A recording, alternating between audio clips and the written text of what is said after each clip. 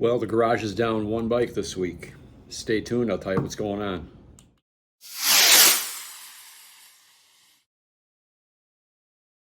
Welcome to Bob's Garage, everyone. If this is your first time here, thanks for stopping by. I appreciate it. Be sure to give the video a thumbs up, subscribe if you haven't already, the whole 9 yards. And we appreciate you guys stopping by. I know there's a ton of motorcycle-related YouTube channels out there. I appreciate you taking 5 to 7 minutes to hang out with me each week. I really do appreciate that. So, the garage normally has 3 motorcycles, and right now we've only got 2. And my wife's Lowrider S, as you can see, is behind me. My son's Yamaha V-Star 650 Custom is behind me, but the Road Glide ST is no longer sitting there. And I'll tell you what happened. I'm hoping it's nothing serious.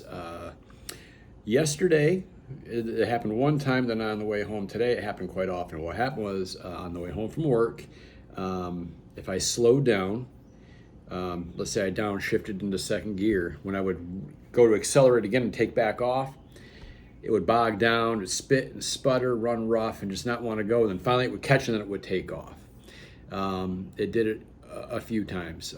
I tried getting on a section of road where there was no one in front of me, where I could kind of open it up a little bit, maybe, I don't know, blow it out a little, I don't know if that even is a thing. But anyway, I got it going pretty good, and it just was running rough. Now I've got a couple of trips coming up. Next week we'll be going down to Myrtle Beach, and then in a couple weeks we've got our trip to Helen, Georgia. So I wanted to make sure that everything was taken care of before those trips. I don't want our trips being interrupted because of service issues. So got home from work, parked the bike here in the garage, and got right on the phone, talked to Al at Speedway Harley Davidson. We went through the codes. There was nothing there. So hopefully it's nothing serious. He said that they would, if I could get it over there, they would get it in, get a look at it, take it for a road test, see what they could find out what was wrong. I don't know if I got bad gas. I don't know what the problem is, but it was definitely running rough.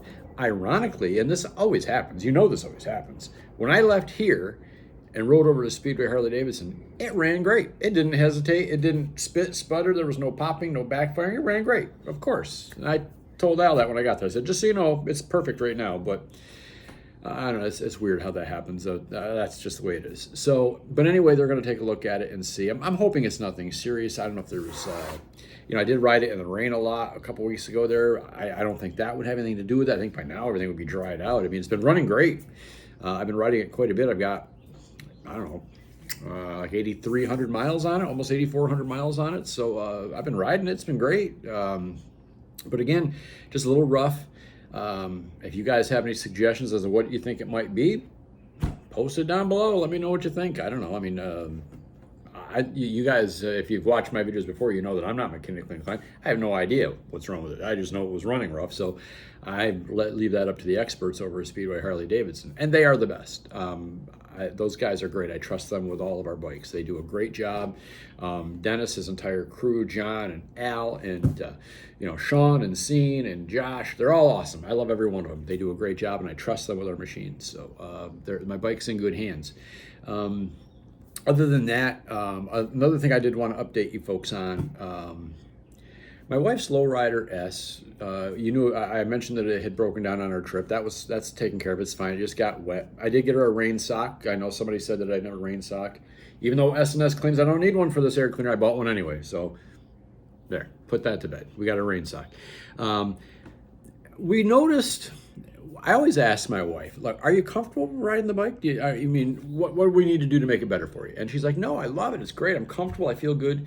And, she's like 5'2", and so I got her a reach seat, which is great. And we had rolled the bars down a little bit for her, and she seemed comfortable. We've gone on long trips and she's been great. But Keith and some of the other guys in the group noticed that, it looked like she was kind of leaning forward when she was riding. All right. So she said she was comfortable, but it looked a little uncomfortable to us. So I went online, did a little search, went to J&P Cycles, and found a really nice set of Biker's Choice risers. They were 4.5 inch tall, so it's a ½ inch taller with an inch pullback. Great price, less than $100 with free shipping. I mean, you can't beat the deal. I paid for them. This was endorsed, or this wasn't, they didn't send them to me for free, so I did pay for these.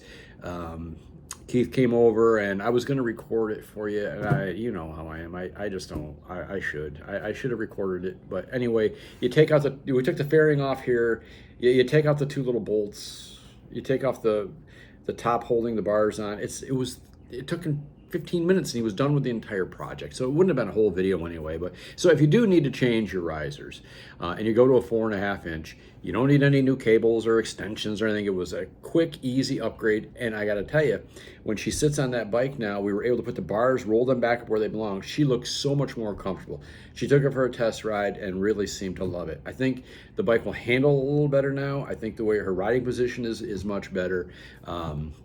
It was an inexpensive upgrade that is going to make her a lot more comfortable. So if you've got the Lowrider S and you find yourself leaning, because I mean, you know, it's an aggressive seating posture on that bike, and the risers are straight. They're 4-inch straight risers. So by adding a 4.5 with an inch pullback, it just made it a lot more comfortable for her. So, and like I said, less than $100. I think it was $76, something like that, including shipping at J&P Cycles. So check them out, and we're really happy with it. She's very comfortable on the bike. So we'll be taking that.